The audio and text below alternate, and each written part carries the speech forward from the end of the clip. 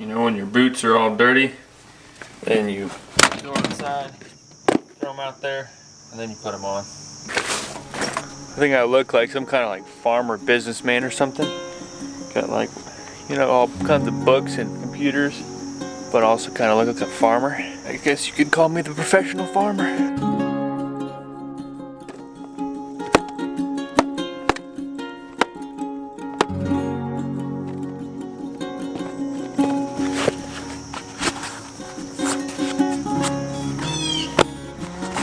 This morning I'm going to go see a lady who messaged me on YouTube about some edible landscaping that she might be needing, and we'll see if she wants a design or if we're going to be doing more of a actual install or maybe just consultation. We'll see what all she needs, and we'll see how I can help her turn her space into a beautiful and fruitful spot. All I know is today is a beautiful day. Might even get some rain, I'm not sure. Let's go enjoy it and see how we can help some folks.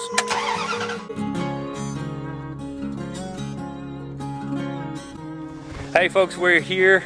Got Miss Debbie here. She has been so wonderful. We've been walking around the house and looking at what kind of fun gardening times we've got going on. I love your shirt, by the way. Thank you. Winging it. I love it. But yeah, I was just wondering if you'd give us a little tour of what your desires for the landscape and what we're thinking. Sure. Well, this used to be all shrubs, and we pulled it out. My desire was a kitchen garden, if you would. Yep. And just walking into the house here, my kitchen is just right around the corner. I wanted to be able to come out, gather herbs, gather vegetables. Just have a place, like home. Yeah, and something just very, very quick, easy. Don't have to, you know, trek out to the garden and get grassy and dirty and then have to take a shower when you come back in. You can just get what you want. Yeah. So just, you know, some little, my vision was some pathways through here so I can just meander through, have some cut flowers for some pops of color to keep the bees happy, and some butterflies, and a place where the grandkids come over as well. They can play in the flowers and also help pick some things that we're going to have for dinner. There you go. So yeah, it's just a clean slate, and so much potential though. I think love so. It. You said your kitchen's like right in there, so you really literally can just walk out. Absolutely. And walk through here. We're thinking we might not let the Japanese maples stay. It's a hard decision because it's a old, you know, heirloom tree, but sometimes you got to make decisions like that. You do, you do. But we've got all this rock that was around the perimeter of the bed here that we can move to a different place or utilize some of it. We might be able to do a border along the edge using that. I mean, you didn't tell me your plans before I came out, which is probably smart because, you know, I'm coming out here to help out. So she didn't say anything, but we had the same idea of just doing the raised beds here and doing the walkways, clean walkways, a nice border. We're feeling either pea gravel or wood mulch. Yep. In between. I think I'm leaning towards the pea gravel. More you said that. So with pea gravel, it can be either messy or clean depending on the border that you put in. So if we have nice borders, that'll be awesome. Yeah. I think it would flow really well, I think. I do too. And we'd have multiple entrance ways. I think one entrance would be nice right here. It's kind of framed for it, isn't it? It is. You walk in right there, and then we'd have archways over the raised beds. Yep. And yeah, look at this. She's already got some edibles already. Look at that. Little basil. Yeah. Time to be harvested. Time ready to go. We might be thinking about some evergreen aspects of the landscape as well. Yep. Combining annuals and perennials. Yes. So that there's always something growing that you didn't have to plant. Absolutely, and food. And food, yeah. Healthy food. It doesn't get much healthier than that. Right. Well, and you know, as we were talking earlier, just a lot of the food that you can grow, it's really pretty. Yeah. It's when you come up the driveway, it's inviting, it's pretty, and people, you know, oh, what is that? It's cabbage. It's cabbage. Can you eat that? Right. So kids these days, they'd be like, wait, that food doesn't come from a grocery store, it comes from the ground. Right. But you're blessing your grandkids in this way by I think so. giving them the chance to see where their food comes from. Well, I just think it'll be fun. It'll be fun for them as well. Yeah. For all of us, actually. You know, since I retired last year, who knew that this pandemic was going to happen? And it's just made everybody a lot more conscious of food and growing their own food. I've noticed that too. And the quality of their food as well. Why not? Yeah, why not? Now's the time. Absolutely. I just need now I need a greenhouse. Hey, that sounds fun. One thing at a time. So, I know. But, you know, I've just got this, and it's so funny when you started talking, I had this vision in my head, and our visions are just really close together. So I'm real excited. I'm very excited to get this going. I know I may not be able to get much, you know, in the fall here, but I can do a little bit. We can still do some planting in the fall, and then Yep. like I always say in my videos, fall is the best time to get any kind of garden going. Right. Because the soil has time to acclimate, time to, if you put mulch on, it has time to start decomposing, and the carbon-nitrogen ratio gets all figured out by the time you're ready to plant, and you're good to go. So after retiring, I kind of had enlisted my husband's help, and so I have some raised beds here, and I knew I wanted some strawberries, but I didn't want them going everywhere, so I had herbs in the front of this little raised bed and strawberries in both of those. Nice. We built a little, we thought were rabbits because we do have a lot of rabbits around here. We thought the rabbits were getting my strawberries, so we built the cages, and then we found out that it was the birds coming in from overhead, so we had to build a little top cover there. We were talking about how sometimes I like to either one or two pathways just go through and clear the strawberries out since they're so thick. Yep. Just clear them out, and then next year all these little runners right here, they will fill in the pathway, and that means you're just constantly getting new plants. Yeah. And then wherever the growth was the previous year, you tear that out, and it's just a way to keep the plants fresh. And right. This past summer I had tomatoes right there because it gets the evening sun next to the house. They did really well. Awesome. But I think I'm going to put, after talking to Benjamin, I think I'm going to put blueberries there. Awesome. Nice color. Edibles. We love blueberries. We did transplant some daylilies over there. But we've got peach trees already planted back here ready. Got a couple of blueberries here. Those have been in the ground, I think, probably 2 years now, so we'll get them pruned. She got them pretty small. I did. They were Like they 2 feet tall? Yes, That's they amazing. took off. And so maybe we'll have some peaches next year. We should be able to have some peaches. Peaches. I pinched off all of the blooms. You peached off? No. Pinched the blooms off last year. The Yep. Japanese beetles kind of got to them. Yeah. Like I always say though, the healthier the plant is, the more pest resistant it is. So the more you add into the soil here, which you're doing, I can see some grass clippings, which is good. Yep. That's going to translate into hardiness. Right. Our garden space in the corner there, I've already got it covered.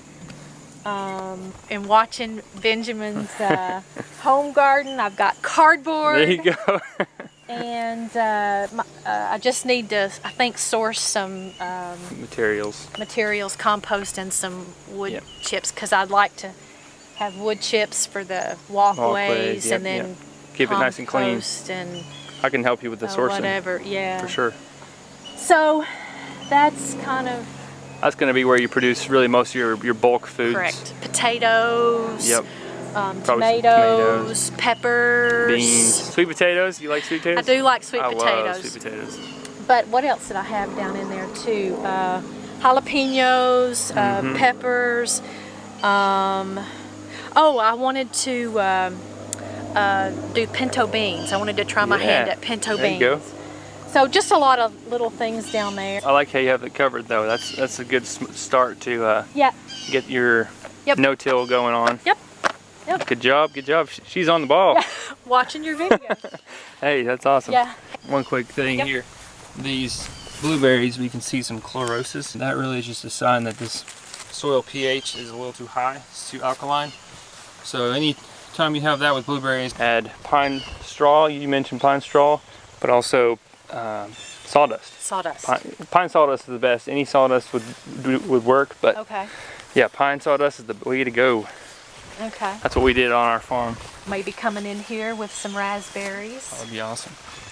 Looks so good. Yeah, and then walk out in the morning and get the raspberries for the cereal. Yeah, yeah, yeah. Oh man. Yeah.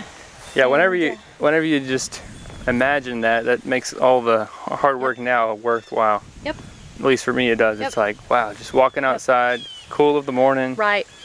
The dew is dripping off the raspberries, and make it a little easier mowing too, less to mow because you've we were talking about that. Beds. Yeah, so. anytime you cut out 90-degree angles, it's helpful. Right. The bed where my shadow is kind of where it's going to be. Yep. Got a little cubby hole over here. We might be able to help out. Yes, because this is an area that I hate to mow. Mm-hmm. Well, it's not that I do. I hate to mow it. That's a strong word, but I hate to mow it simply because it's kind of at an incline. It's very small. Yep. And so I'd like to just kind of take all of that up there and bring it down a little bit. Yep. And have blueberries there as well.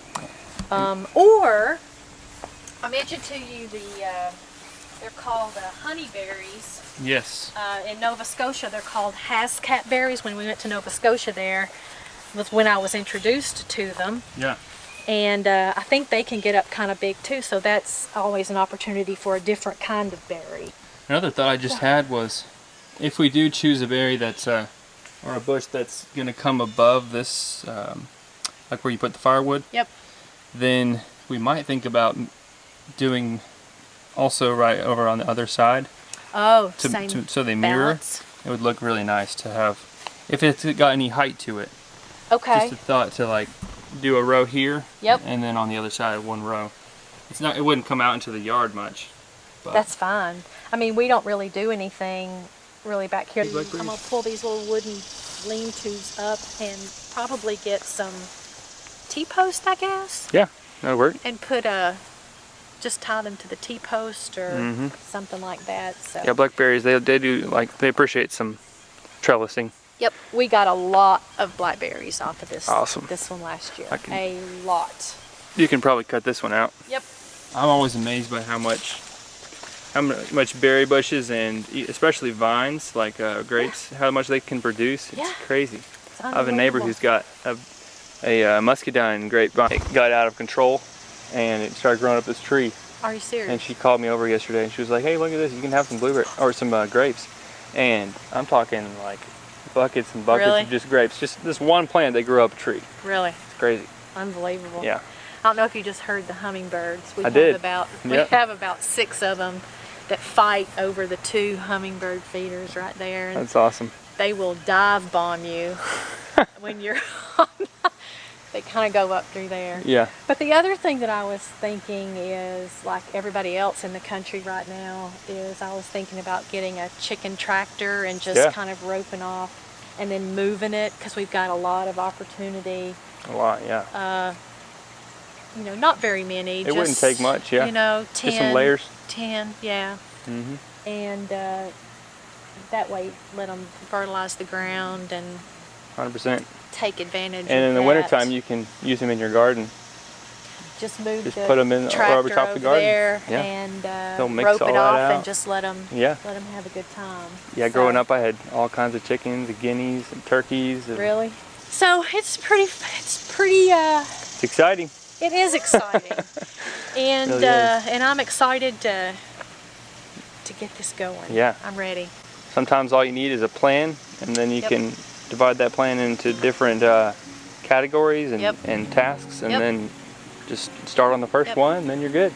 And typically what I do is this area of our yard is shaded in the morning, and so I work out here in the morning, and then I go That's smarter, elsewhere when it's shaded. So yeah. Smarter, not harder. Yeah, there you go. Well, you're doing good already. Thank you.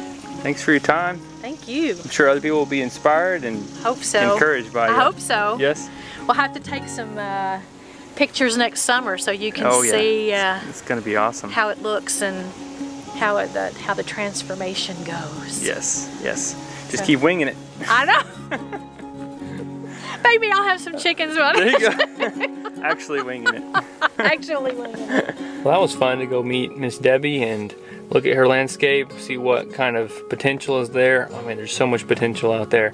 I really like how the area that we're talking about is on the east side of the house, so that it's going to get that morning sun, and then evening sun is going to be a little bit more shady. It's a great spot for a kitchen garden to put in some nice edibles, some perennials and annuals, and just make a beautiful, fruitful space that's going to feel like home. She drives in and boom, it's just like happiness. I'm super excited about her project. I'm gonna write out those designs right now, hop in this coffee shop, and go from there. Y'all, thanks for watching. Thank you, Miss Debbie, for letting us all jump in on your adventure going forward. And we'll catch you on the next video. God bless y'all. Catch you later.